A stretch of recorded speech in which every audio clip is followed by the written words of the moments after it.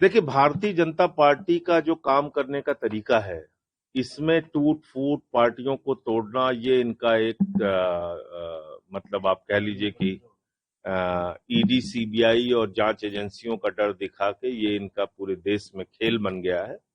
इन्होंने शिवसेना तोड़ी, एनसीपी तोड़ी, इन्होंने अरुणाचल में पूरी की पूरी कांग्रेस तोड़ी, उत्तराखंड में कांग्रेस तोड़ी, गोवा में कांग्रेस तोड़ी, कर्नाटका में कांग्रेस तोड़ी, मध्य प्रदेश में कांग्रेस तोड़ी। तो अलग अलग राज्यों के अंदर इन्होंने अपना प्रयोग किया। हमारी पार्टी को भी इन्होंने, आम आदमी पार्टी को भी तोड़ा, समाजवादी पार्टी, तो सभी पार्टियों को पिछले 10-12 सालों में तोड़ तोड़ के राज करना चाहते हैं देश के ऊपर।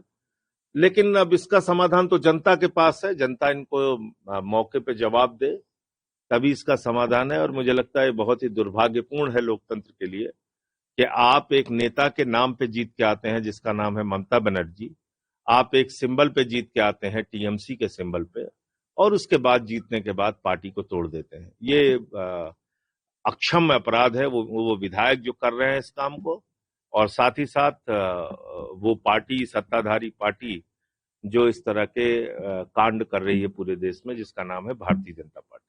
राज्यसभा चुनाव को इलाहाबाद में एक जो है वीडियो वायरल हुआ जिसमें आपको जो है छात्रों के बीच लेक्चर चल रहा था और रोकने की बात थी।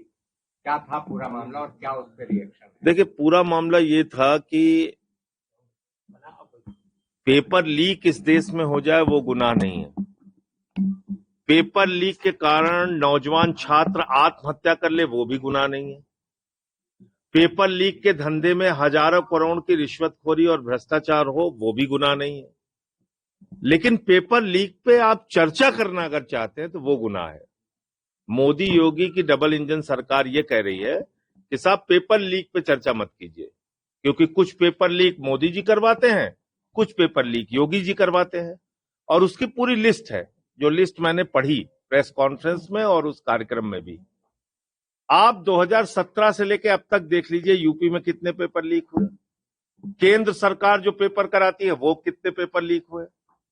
और वही बात छात्र वहां पे बता रहे थे कि जब हम लोग परीक्षा देके निकलते हैं, साल भर मेहनत करते हैं, कोचिंग करते हैं, तैयारी करते हैं, 10-10 हजार रुपए माँ बाप से हर महीने लेते हैं, और जैसे ही परीक्षा देके निकलते हैं माँ का फोन आता है, बेटा पेपर कैसा हुआ। पिता का फोन आता है, भाई का फोन आता है, परिवार को हम आश्वस्त करते हैं इस बार बहुत अच्छा पेपर हुआ है, हम निकल जाएंगे, फिर पेपर लीक हो जाता है। तो हम जो मानसिक त्रासदी झेलते हैं, हमारे साथ साथ हमारा परिवार भी वो मानसिक त्रासदी झेलता है। इस कष्ट को कौन समझेगा, यही बातें वो लोग कर रहे थे। तब तक एडीएम साहब पहुंच गए अपने पुलिस अधिकारियों के साथ, कई पुलिस अधिकारी भी उनके साथ थे। कहने लगे साहब आप यहाँ पे चर्चा नहीं कर सकते। हालांकि मैंने उनकी कोई बात मानी नहीं, वो आपने देखा होगा, और वो पूरी तरीके से गलत, गैर संवैधानिक, गैर कानूनी काम कर रहे थे। मैं उनके खिलाफ प्रिविलेज का भी नोटिस दे रहा हूं, और जितने भी अधिकारी थे उनके खिलाफ प्रिविलेज का नोटिस भी मूव कर रहा हूं। और निश्चित रूप से ये डेमोक्रेसी नहीं है, ये डिक्टेटरशिप है जो उत्तर प्रदेश में योगी जी की सरकार चलाना चाहती है।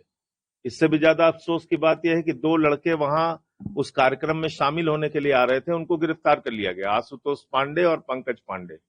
आज उनका एग्जाम था टीजीटी का, 5 साल के बाद ये मौका उनको मिला था, बार बार टीजीटी का एग्जाम टल रहा था, और 5 साल के बाद जो मौका उनके पास आया तो वो लोग जेल में हैं इस वक्त। ये उत्तर प्रदेश के नौजवानों के साथ योगी सरकार कर रही है। ये बीजेपी वाले नौजवानों के पेट और पीठ में छुरा मारने का काम कर रहे हैं।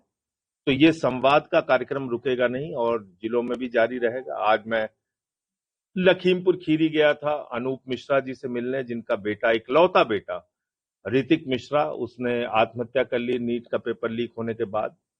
तो आप समझ सकते हैं कि इस देश का नौजवान कितनी पीड़ा में है, और वो अपने भविष्य को लेकर कितनी अनिश्चितता में जी रहा है। तो उन्हीं सवालों को उठाने का काम आने वाले दिनों में भी मैं करता रहूंगा, अलग अलग जिलों में भी जाऊंगा और विश्वविद्यालयों में भी जाऊंगा।